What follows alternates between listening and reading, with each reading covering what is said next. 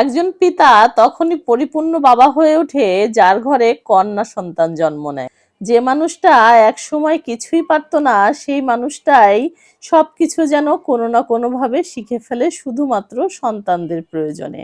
আমি আমার ঘর থেকে দেখতে পাচ্ছি যে প্রহরের বাবা কিভাবে প্রহর প্রিয়তিকে সহায়তা করে। আর এর মধ্যে প্রহর প্রিয়তি তার বাবার কাছে রেডি হয়ে কিন্তু গানের ক্লাসে চলে এসেছে।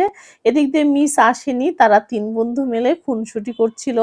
আজকে ক্লাসে উপস্থিতি খুবই কম ছিল যেহেতু সবারই ফাইনাল এক্সাম হচ্ছে। এর মধ্যে মিসও চলে এসেছে। মিস তো বলল আজকে তোমাদেরকে হাফ ইয়ারলি রেজাল্ট দিব। তোমরা নিজেরাই বলো আগে গান শিখবে না আগে রেজাল্ট নিবে। এখনকার বাচ্চারা যেহেতু অনেক স্মার্ট সেহেতু তারা বলেই ফেললো মিস আগে রেজাল্টটা নিতে চাই। সত্যি কথা বলতে কি, আমি আমার স্কুল লাইফে পরীক্ষার খাতাগুলো যখনই দেখতাম স্যার নিয়ে ঢুকছে ক্লাসে তখন কি যে ভয় কাজ করতো, কি পাবো, ফেল করব না পাস করব। আর এখনকার বাচ্চাদের মধ্যে ভয় ডর বলে কোনো কিছুই নাই। যেহেতু গত ক্লাসের উপস্থিতি সংখ্যা খুব বেশি ছিল না, এজন্যই মিস শুরুতে বাছাই করে নিচ্ছিলেন যারা যারা আছে তাদের রেজাল্ট কার্ডটা তাদের হাতে দিয়ে দিবেন। আর মিস তো বলছিল বারবার কে কত পেয়েছো আইডিয়া করো তো, কে কেমন পারফরমেন্স করেছো।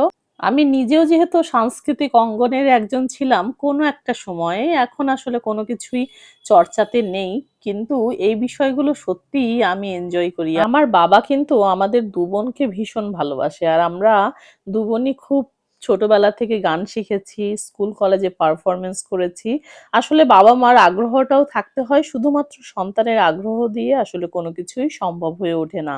আর প্রহরের পালা শুরু হয়ে গেছে আর প্রহর তো কিভাবে যে মিসের কাছে তাড়াতাড়ি যেতে পারবে সেটাই ভেবে পাচ্ছিল না। এর মধ্যে প্রহর প্রিয়তির সাথে মিস সুন্দর করে ছবি উঠিয়ে নিচ্ছিল। আর এ হচ্ছে বিন্দা, যে নাকি এই ক্লাসটার মধ্যে সবচেয়ে ছোট মানুষ। এত ভালো মেয়েটা, এত সবার সাথে মিশতে পছন্দ করে, সবাই ওকে খুব পছন্দ করে। আমি তো সবসময় খুব আদর করতে থাকি যতক্ষণ আমার সামনেও থাকে। এরই মধ্যে প্রহর প্রিয়তির কিন্তু একটা বান্ধবী সার্কেলও হয়ে গেছে এই নাচ আর গানের ক্লাসকে কেন্দ্র করে।